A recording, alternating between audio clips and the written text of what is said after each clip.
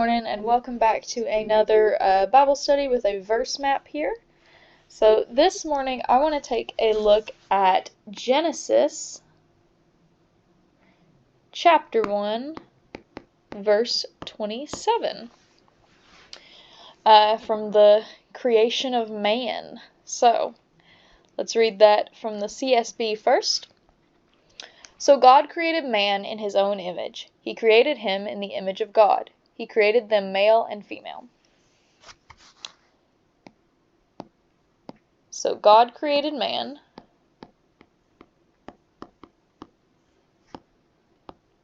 in his own image.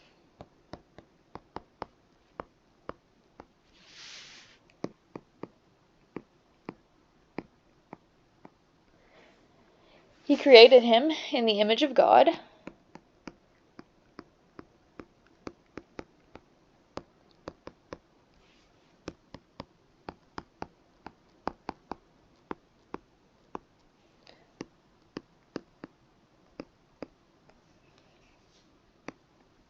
He created them male and female.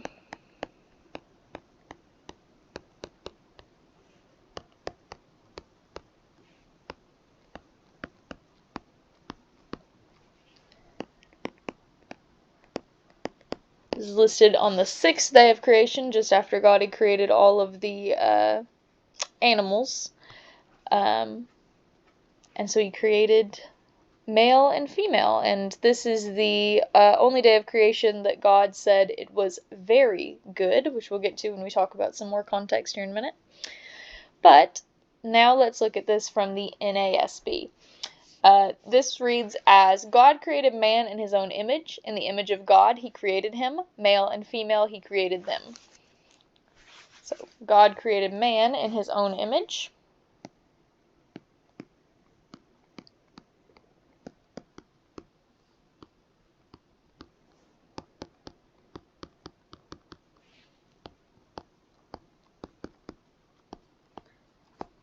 In the image of God, he created him.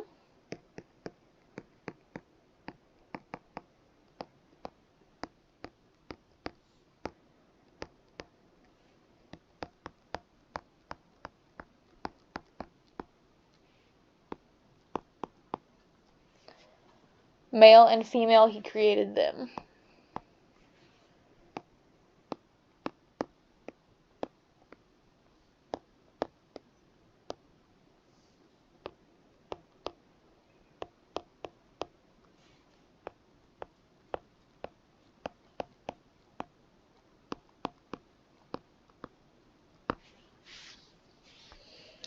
So straight from the beginning here, this second phrase, it switches the order between the CSB and the NASB. So the CSB says, he created him in the image of God, and the NASB sort of flips that order around. In the image of God, he created him.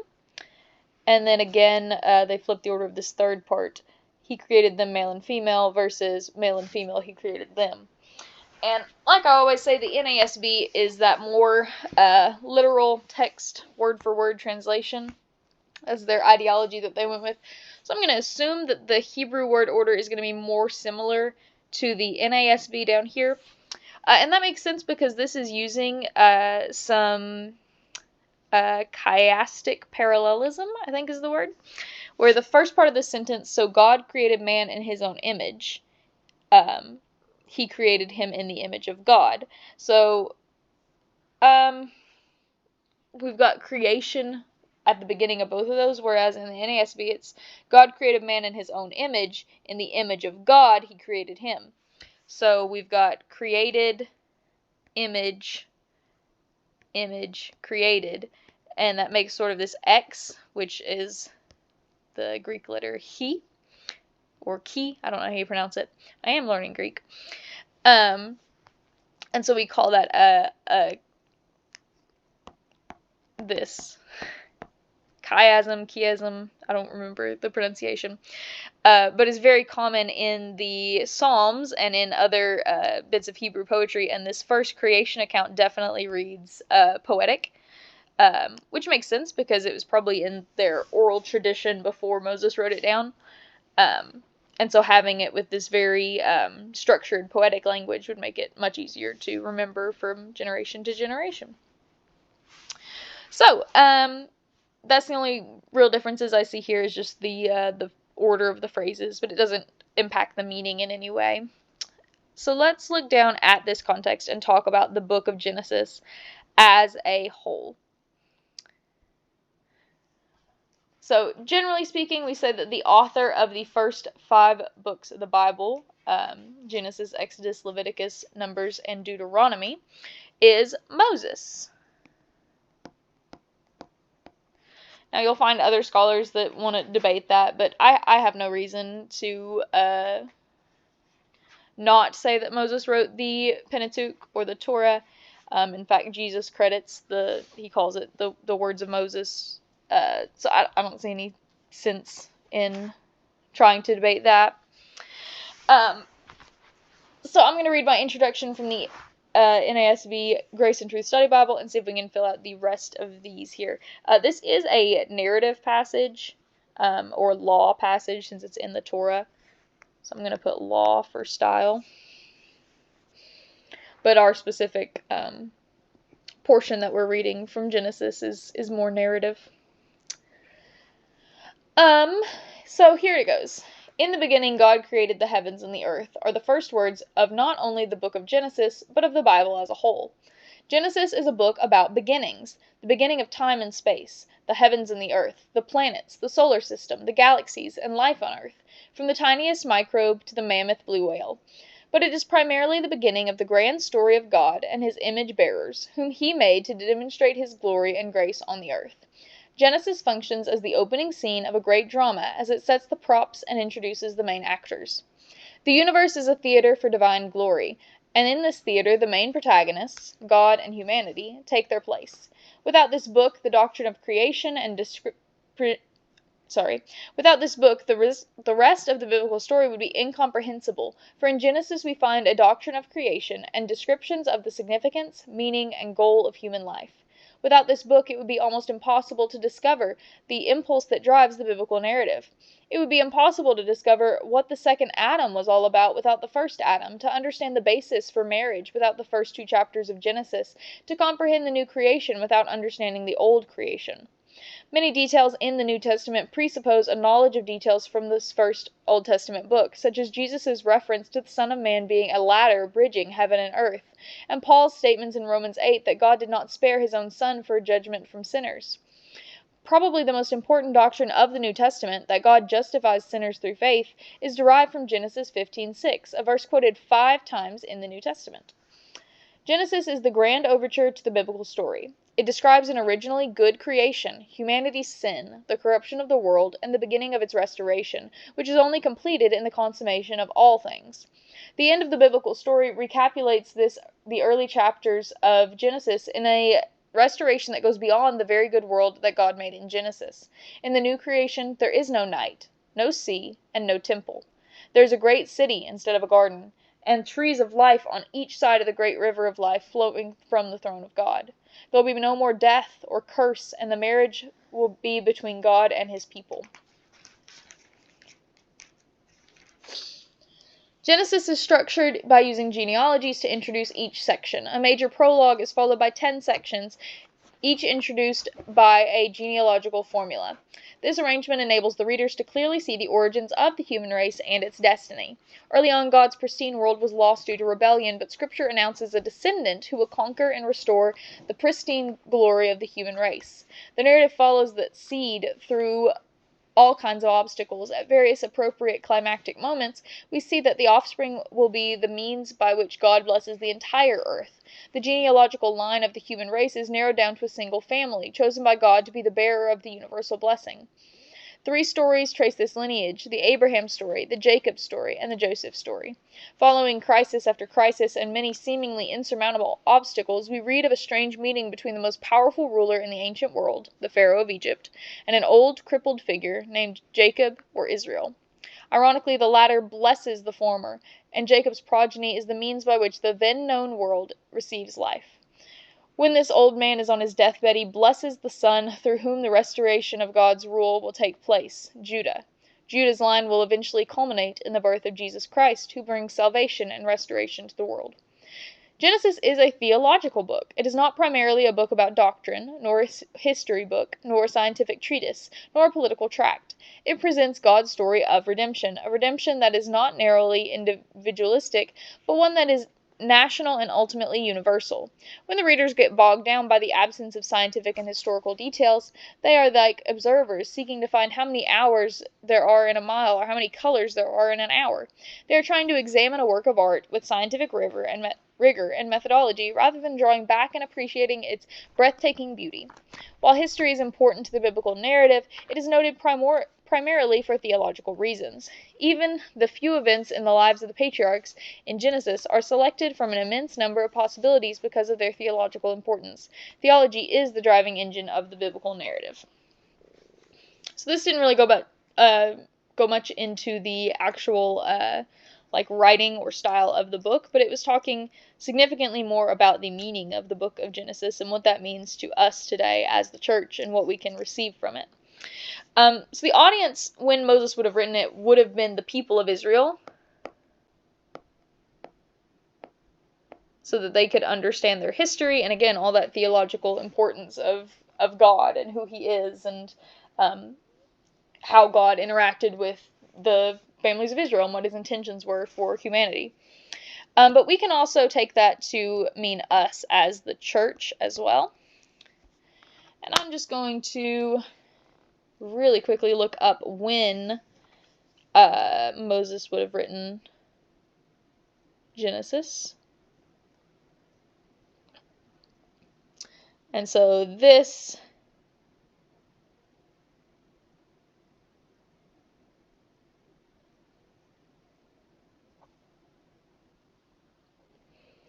Alright, so this would be sometime between 1440 and 1400 BC, according to gotquestions.org. I dropped my phone.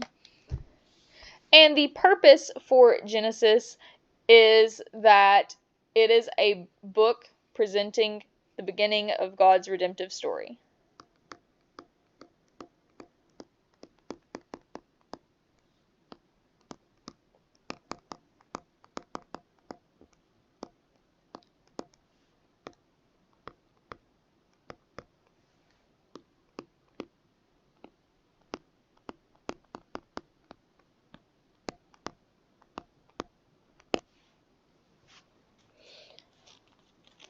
Alright, so with that context out of the way, let's read a little bit more around this verse 27, and I'm going to go ahead and just start on the beginning of day 6, which starts on verse 24. Alright, then God said, "Let the earth bring forth living creatures after their kind, cattle and creeping things, and beasts of the earth after their kind. And it was so. God made the beasts of the earth after their kind, and the cattle after their kind, and everything that creeps on the ground after its kind. And God saw that it was good. Then God said, Let us make man in our image, according to our likeness, and let them rule over the fish of the sea, over the birds of the sky, and over the cattle, and over all the earth, and over every creeping thing that creeps on the earth. God created man in his own image, and in the image of God he created him. Male and female he created them. God blessed them, and God said to them, Be fruitful and multiply, and fill the earth and subdue it, and rule over the fish of the sea, and over the birds of the sky, and over every living thing that moves on the earth. Then God said, Behold, I have given you every plant yielding seed that is on the surface of the earth, and every tree which has fruit yielding seed, it shall be food for you. And to every beast of the earth, and to every bird of the sky, and to every thing that moves of the earth, which has life, I have given every green plant for food. And it was so. God saw all that he had made, and behold, it was very good. And there was evening, and there was morning, the 6th day. So we've gone through all these days of creation. On day 1, God said, let there be light, and there was light. On day 2, God said, let there be an expanse, which we know is the sky, to separate the waters from the heavens of the waters of the earth. On day 3, God collected the waters, and so we have the seas and the dry land, and on that dry land he put forth all sorts of plants and to produce fruit and to produce flower. And then on day 4, God put the lights into the sky. He created the sun, the moon, and the stars, and presumably the remaining planets and any other celestial objects. Day 5, God created the birds to exist in the air and the fish to exist in the sea. And then we get to day 6. And on day 6, God starts by creating all of the land animals, cattle and creeping things and beasts of the earth. And he creates those. And then he says, let us make man in our image. So we've got something a little bit different here because he's created all of these things. And then he creates man in his own image. And he gives man dominion over the earth. They have rule over the fish of the sea and over the birds of the sky and over the cattle over all the earth and all the creeping things that creep on the earth. And he created man, and then he blessed them. He created male and female when he created humankind. And he told them to be fruitful and multiply, fill the earth, and subdue it, and rule over the fish of the sea, the birds of the sky, and every other living thing. And then God he saw all that he made, and he looked forth over all that he had created, and he said that it was very good. And so you can see that through this account, there's something different about the creation of man than there is about all of the other things God created. There's something special because God created us in his image. Which is an honor when you think about it, that when God wanted to create us, he gave us something a little bit special. He gave us this soul to long for him and to be in his image. So let's look at some of these Hebrew words now and see exactly what they mean. I'm going to go to my Bible Hub app. And the first interesting thing here is the word in Hebrew for God in this instance is Elohim. And again, I've never taken Hebrew, so I'm not an expert on any pronunciations or writing. That's why I'm not even trying the Hebrew characters. Elohim, which we are translating as God. And Elohim can mean rulers or judges.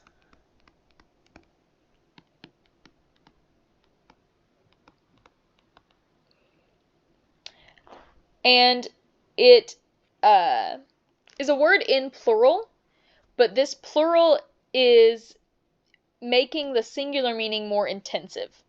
So it's not, the word Elohim being plural does not mean that does not mean so gods created man. We have one singular God. We have one singular God, and this plural form is intensifying the singular meaning.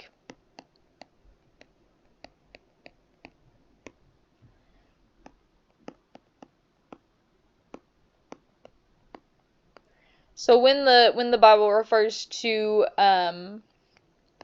other gods, it could use Elohim to refer to the gods of another nation, or just, I think El is the singular, to refer to a specific false god. But when we refer to our singular true God, Elohim, being plural, is intensifying that singular meaning. So one God who exists in three persons, as we can see because he says, let us. Oh, I went too far backwards. He exists in three persons, the Father, the Son, and the Holy Spirit. But we serve one God, one in essence, one in nature. Oh. There we go. Alright, so God, and then God created. I think there's going to be a lot of significant words in this one. So created is Wayibra.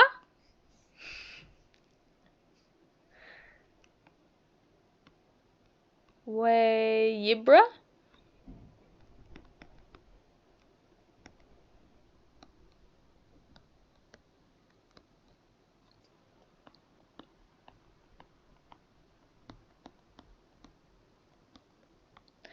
and that means to create, shape,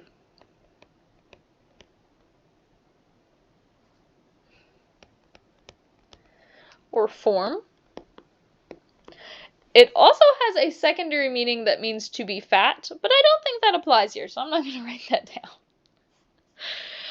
down. So we have the word created here, which means to shape, to fashion, create, and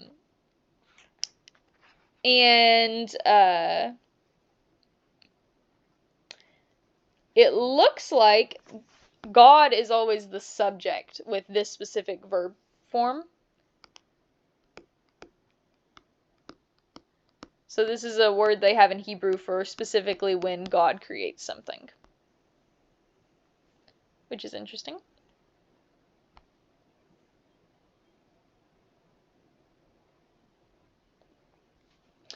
All right, and then the word for man here is ha-adam.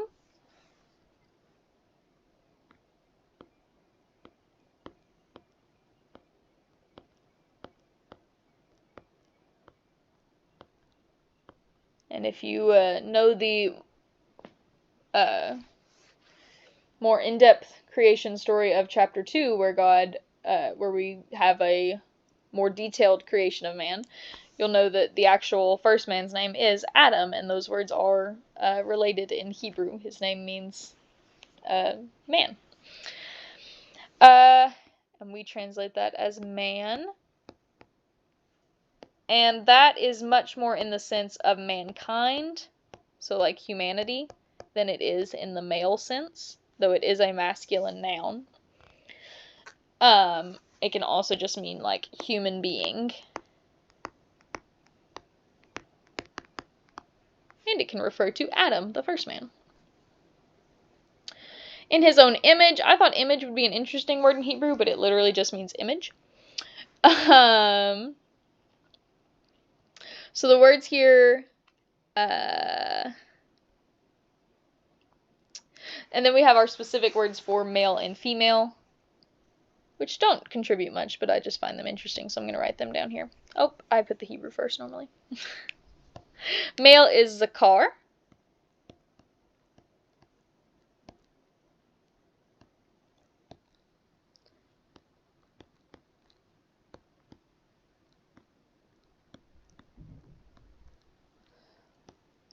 And this can mean both male and human and animals. And then female, oh gosh, una keba.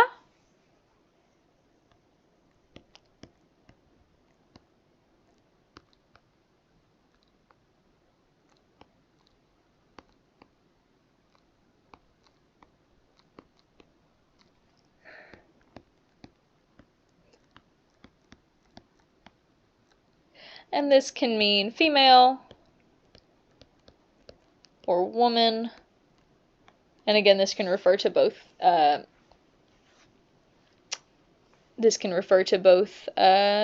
and women. Another interesting thing, and these may be connected, and I just don't know, but the second two words for created, he created him in the image of God, he created them male and female, is just bara, which might just be a different form of this BRA here at the end. I don't know enough about Hebrew to know if that's true or not, but I'm going to list that up here in this last circle. Oh my goodness. There we go. I'm going to assume they're somewhat connected. Bara. And that's again just translated as created. And it has the same meaning: to create, shape, and form.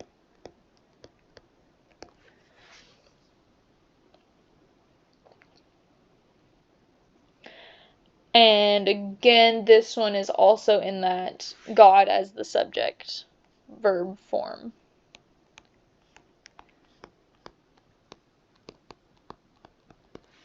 Actually, there's some orange text up here. Let me go back to this first created.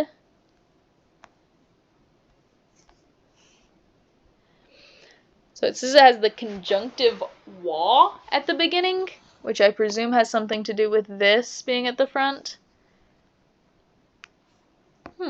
I don't know what that is, but I'm going to look that up personally. I guess I could look it up now.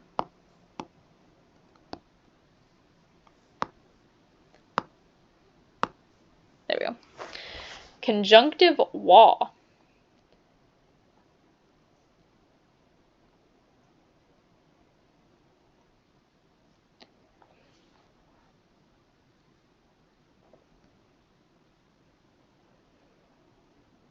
Oh, that's vav. Sorry.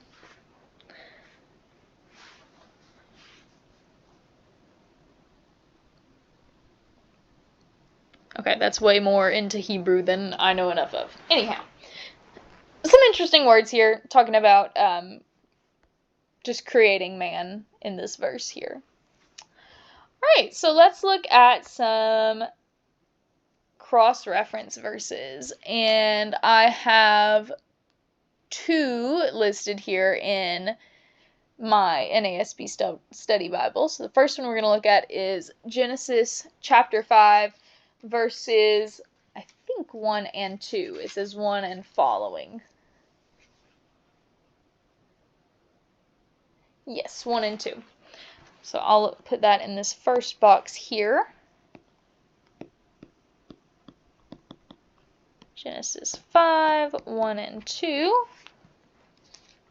And then we'll be jumping to 1 Corinthians here in a second. Alright, so Genesis 5, 1 and 2. This is the book of the generations of Adam in the day when God created man. He made him in the likeness of God.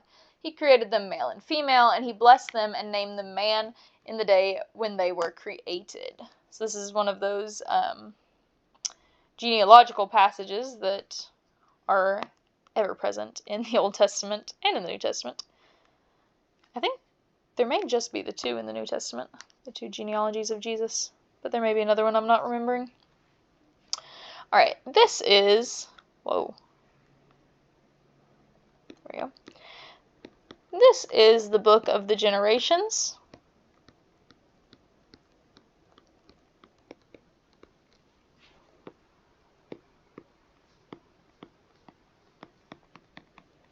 Of Adam.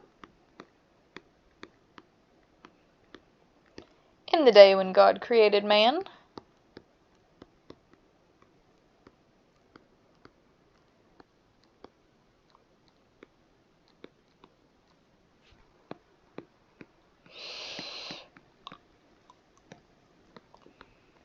He made him in the likeness of God.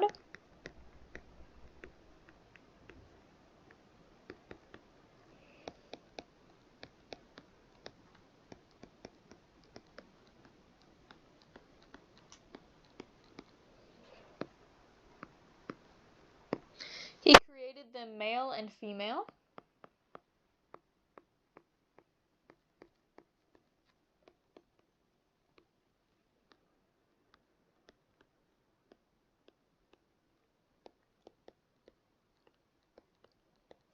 And he blessed them.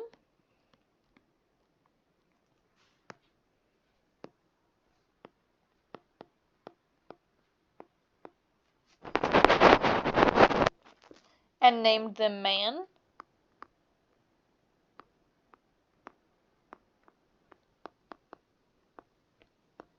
And I don't know why, but it has that capitalized, I guess, because that's talking about humanity as a whole. In the day when they were created.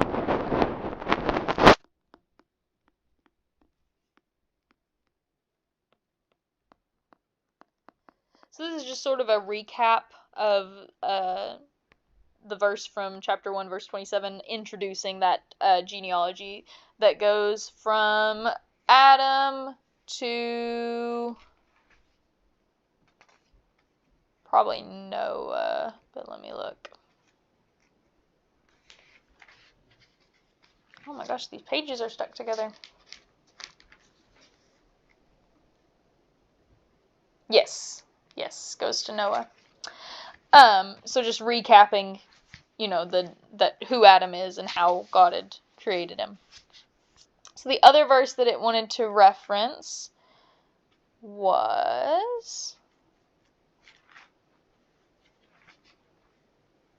1 Corinthians 11 and 7.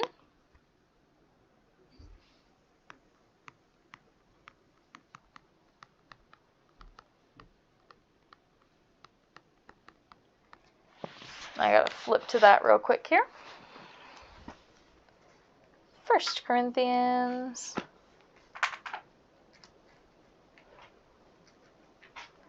11 and 7. Awesome. Which says, "For a man ought not to have his head covered, since he is the image of God, image and glory of God, but the woman is the glory of man." So this is some teachings to that first century church, specifically about praying and prophesying.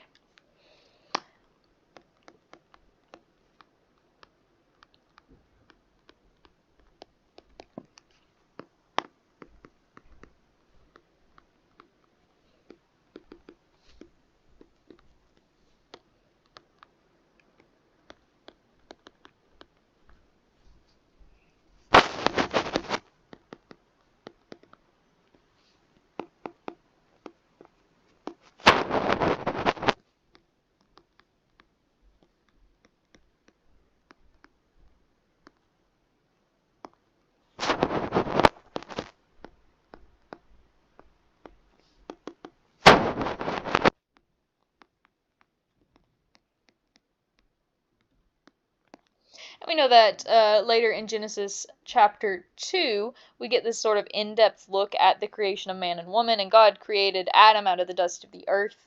And after he created Adam, Adam was lonely, and so God brought him all the animals to name, and there was not a companion suitable.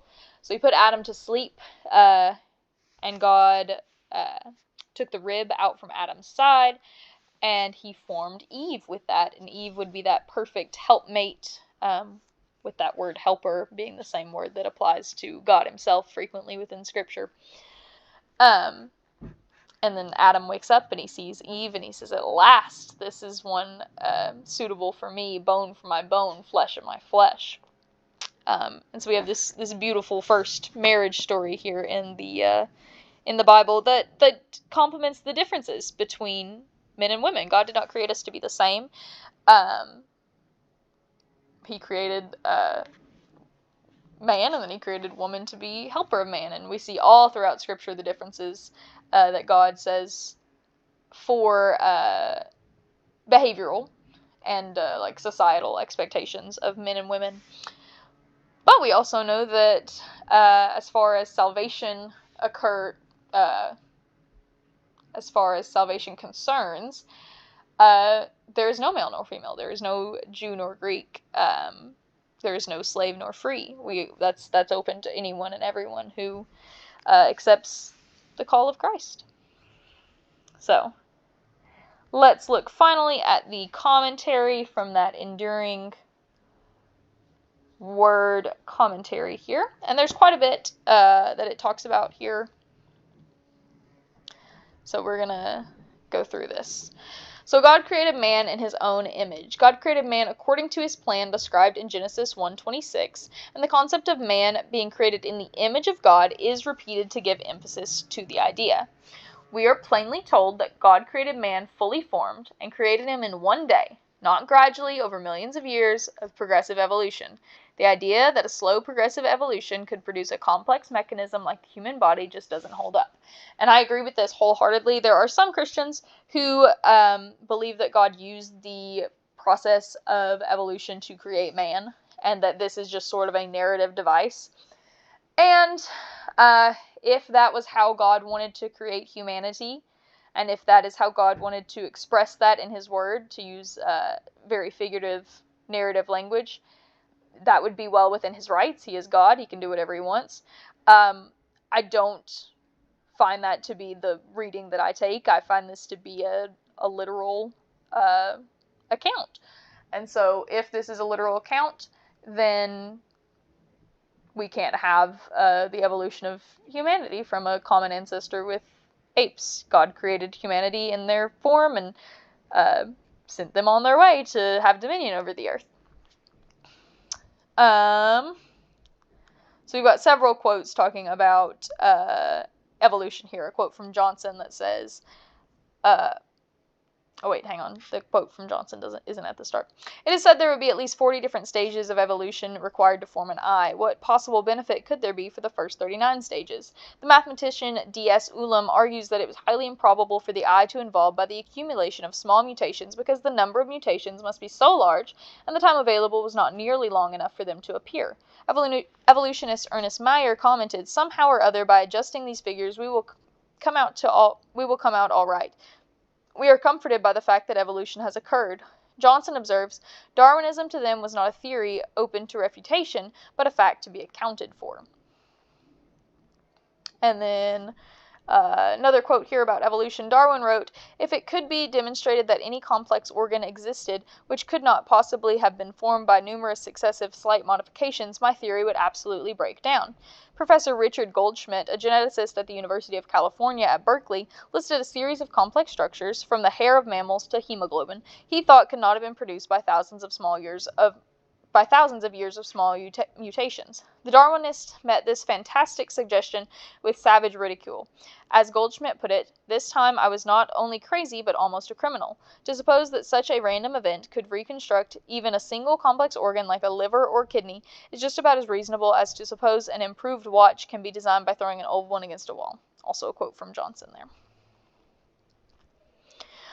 Alright, and then we go into male and female, he created them. This should not be construed to mean Adam was originally some type of androgynous being both male and female. The Hebrew name Adam means man or humanity. When we read God created man in his own image, it uses man in the sense of humanity, not the male individual we know as Adam. Both male and female are created in his own image.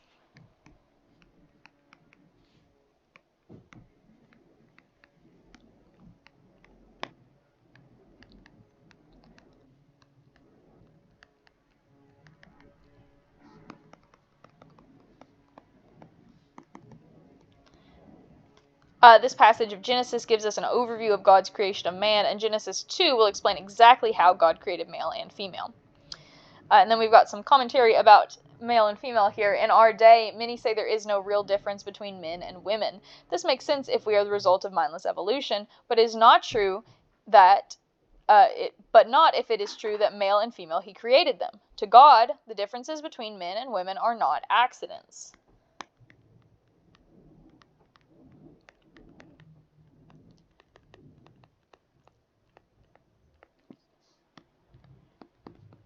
Again, that word in Hebrew for create means to form, to fashion. God personally made men and women, so he knew exactly in his design how he was going to create us.